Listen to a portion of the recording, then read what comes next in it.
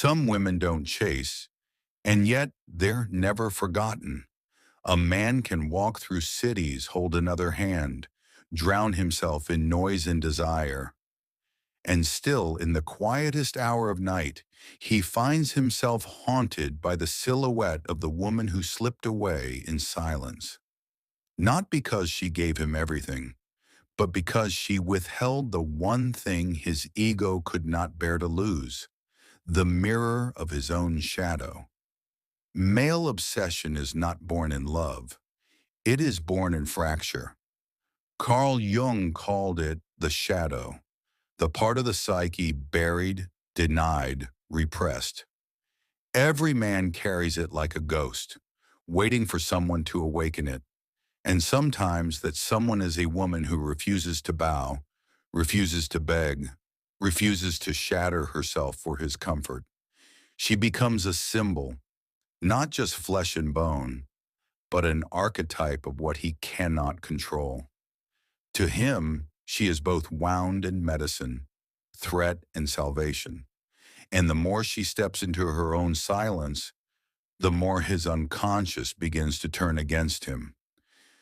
When she withdraws, he feels it not in his heart, but in his ego. The man who once believed her gaze was his birthright now finds himself starved of validation. His mind begins to loop like a lion pacing in a cage. Why doesn't she need me? Why doesn't she crumble? The truth he does not see is this. He is not chasing her. He is chasing the missing pieces of himself, the anima within, the feminine he buried to appear strong. Her silence is not rejection.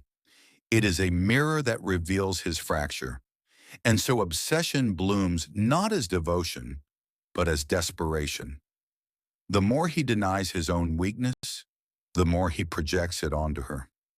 She becomes cold, cruel, untouchable in his story. But projection is a mask.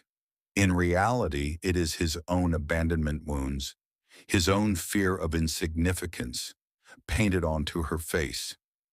He begins to confuse possession with intimacy, control with closeness. But the archetypal woman does not bend. She knows that love is not proved through suffering, and that her worth is not measured by his obsession. So she remains still, a mountain before his storm, and in that stillness, his shadow screams louder. In trauma psychology, the anxious chases, the avoidant withdraws. But here, something shifts. The very woman he assumed would cling becomes the one who detaches, and suddenly his pattern collapses. His obsession is no longer about her, it is about survival. The mind twists into hunger because the silence of the feminine cuts deeper than anger ever could. Anger can be argued with, but silence is a cathedral in which he hears his own emptiness echo. This is where obsession sharpens into danger, not of violence, but of inner implosion. For when a man is stripped of the illusion that he is the center of her world, he is forced to face that he was never the center of his own. Jung would say, what you resist not only persists, it grows stronger. The Stoics would add, no man owns what he cannot control within himself. And so obsession is not a measure of her power over him, but his powerlessness within himself. The woman who walks in silence does not play a game. She does not disappear to punish. She disappears because she understands a sacred weight of self-worth. Detachment is not cruelty, it is clarity. To love without losing the self, to walk away without collapsing, that is the true sovereignty of the feminine spirit. Every man must one day confront the anima, the inner feminine. If he resists her, he projects her onto the woman he cannot have. If he embraces her, he finds wholeness, individuation, not obsession.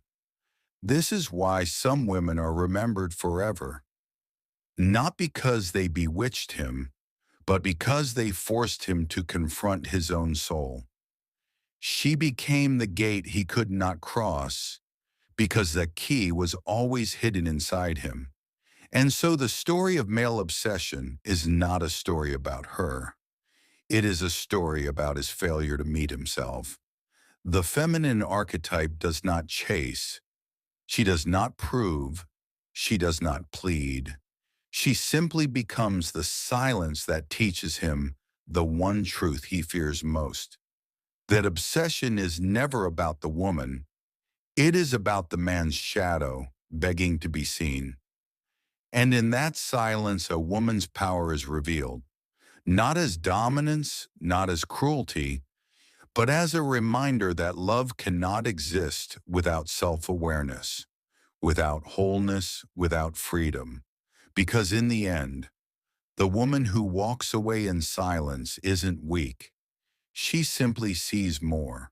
Some women enter a man's life not as a lover, but as a riddle. They do not raise their voice. They do not beg to be seen.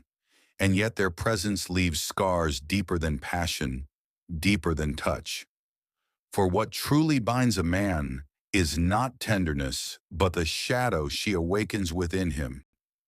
Carl Jung said that every man carries the anima, the feminine soul within.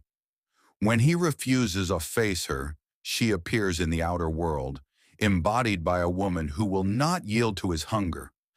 And suddenly his desire is no longer desire. It becomes a prison.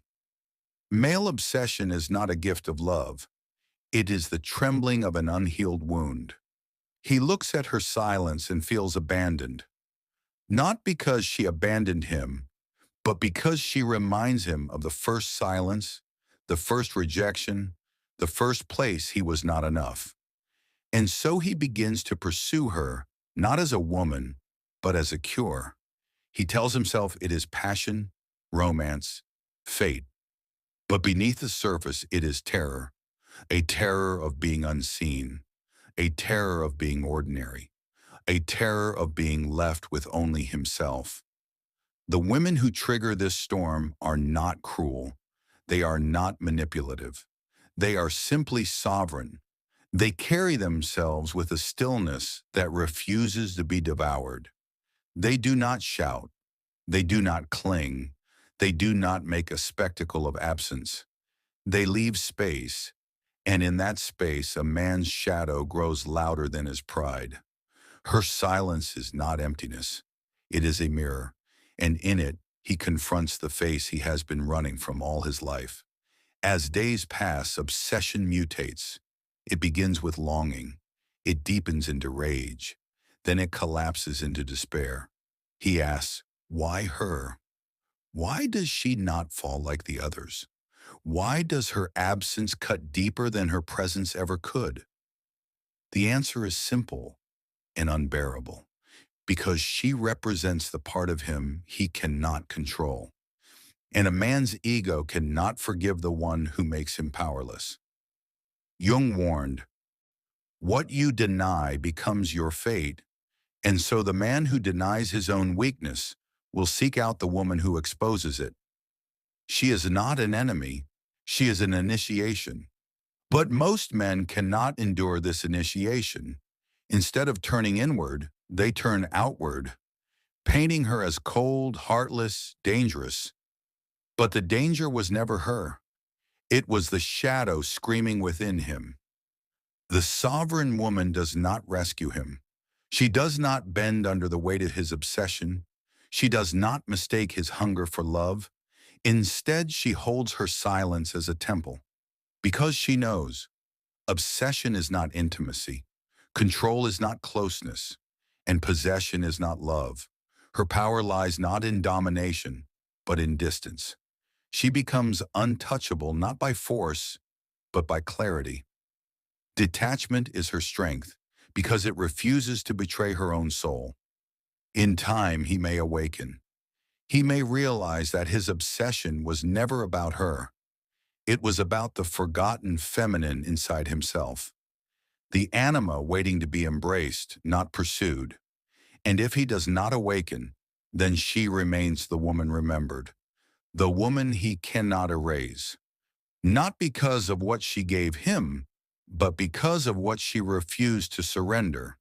The woman who walks away is not the villain of his story. She is the mirror of his shadow.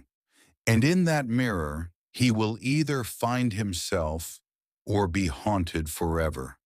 And so remember this: the woman who walks away is not forgotten. She becomes the silence that teaches. If these words awakened something in you, stay with the journey. There are more shadows to unveil, more truths to be spoken.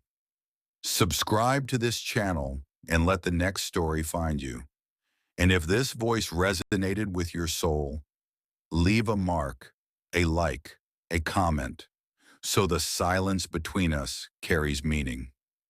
Until then, stay awake, stay sovereign, and keep walking through the mystery.